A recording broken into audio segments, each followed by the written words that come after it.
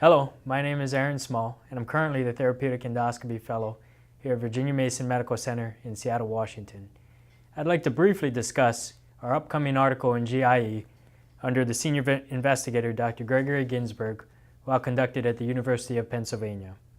The title of our article is Comparative Risk of Recurrence of Dysplasia and Carcinoma after Endoluminal Eradication Therapy of High-Grade Dysplasia versus Intramucosal Carcinoma in Barrett's esophagus. Barrett's esophagus is a well-known precursor of esophageal adenocarcinoma and progresses from high-grade dysplasia and intramucosal carcinoma.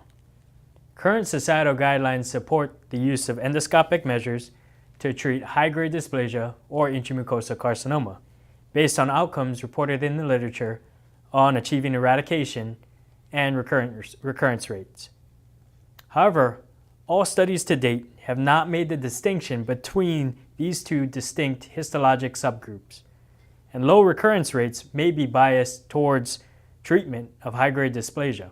A recent meta-analysis of patients who underwent an esophagectomy showed that patients with intramucosal carcinoma harbor a 2% risk of concurrent lymph node metastases, while the risk is nil in high-grade dysplasia patients.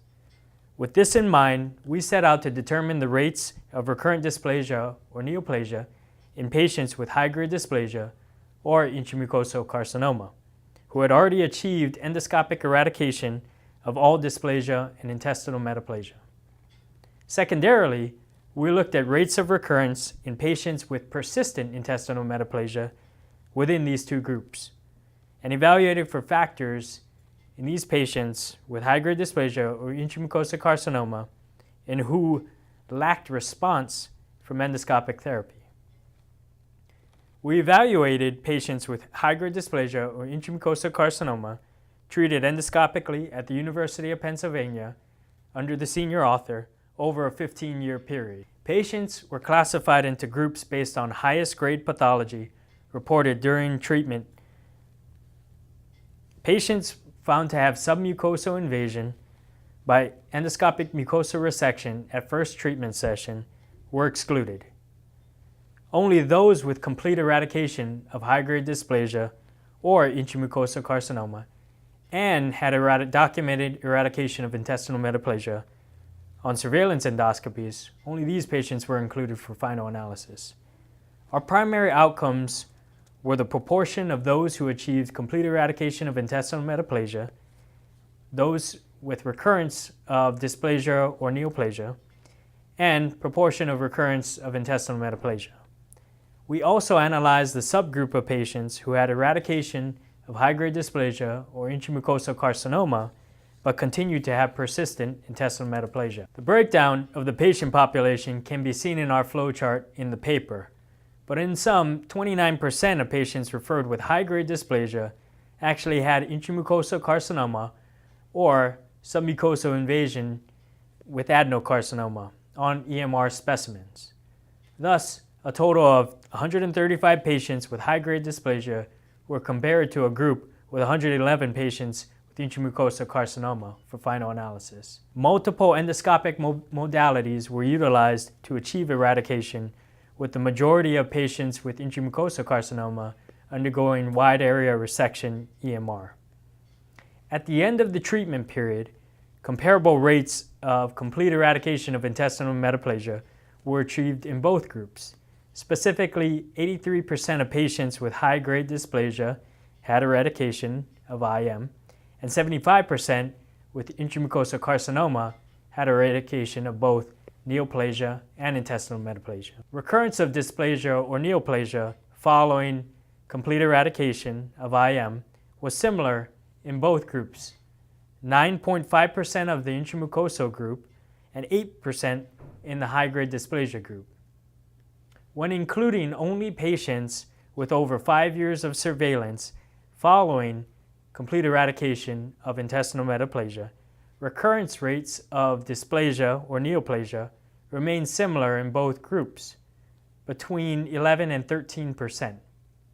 We also demonstrated a cancer-free survival rate was comparable between the two groups. Roughly 80% had remission when allowing for interim touch-up therapy for intestinal metaplasia, which is a startling result. On the contrary, recurrence of intestinal metaplasia in both groups were similarly high at 30%, affirming the current guidelines that continued surveillance after achieving complete eradication of intestinal metaplasia is important. Lastly, we looked at the subgroup of patients who had achieved persistent intestinal metaplasia in both groups despite multimodality endoscopic therapy. These patients did not appear to have higher rates of recurrent dysplasia or neoplasia in either group. Endoscopic eradication has become the standard practice for patients with high-grade dysplasia or intramucosal carcinoma in the setting of Barrett's. We found that eradication and recurrence rates of dysplasia or neoplasia were similar in both groups on both short-term and longer-term follow-up. Overall, the recurrence rates were under 10% in both groups, but these rates continued to rise to up to 20% in patients with more than 8 years of surveillance following complete eradication of intestinal metaplasia and dysplasia neoplasia, emphasizing the importance of continued endoscopic surveillance despite initial remission. While we did investigate patient factors and disease risk factors for recurrence or lack of response to therapy, we did not evaluate for certain factors which may warrant further investigation, such as obesity, hiatal hernia size, compliance on high-dose PPI, all of which may account for patients with refractory disease, presumably a higher risk subpopulation of patients.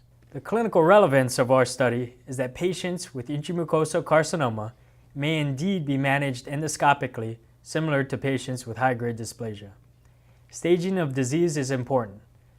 Endoscopic mucosal resection can often upstage disease, as it did in nearly 30% of our patient population.